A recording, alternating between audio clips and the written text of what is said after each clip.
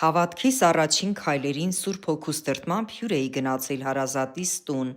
Աստծո լույսը նրանց հասցնելու նպատակով։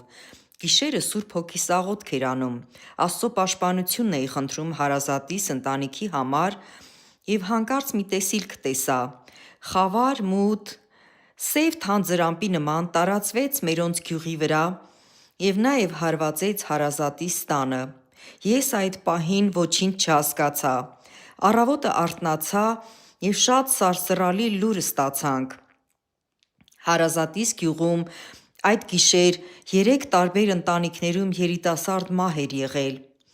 Խավարի հարվածը, որ տեսել էի աղոթքիս ժամանակ տեսիլքով,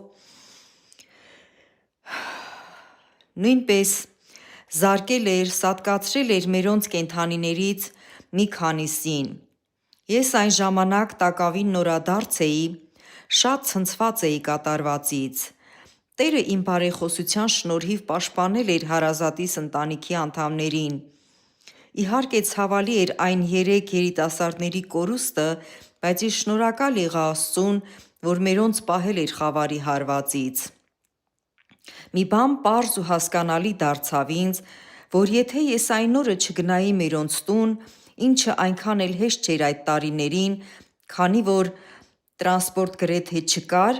ցանկացածդ ուղղությամբ ես էլ այդ պահին փոքր երեխայի հետ, 3 տարեկան աղջնակիս հետ, դժվարությունները հաղթահարելով գնացել հասել էի Աստծո կամքը կատարելու համար։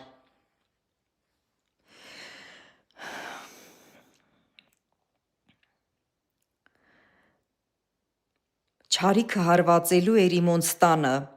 բայց Տերը իմ միջոցով իր Սուրբ Հոգին ներկա էր մերոնց տանը և չարի ծրագիրը խափանվեց։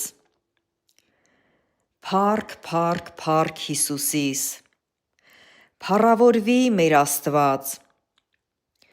Շնորհակալ եմ ամեն հրաշքների համար, որ Տերը արել ու անում է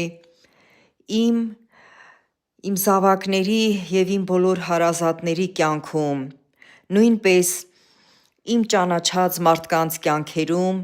ում համար որ հաճախ Տերը աղոթք է տալիս իր Սուրբ Հոգու միջոցով,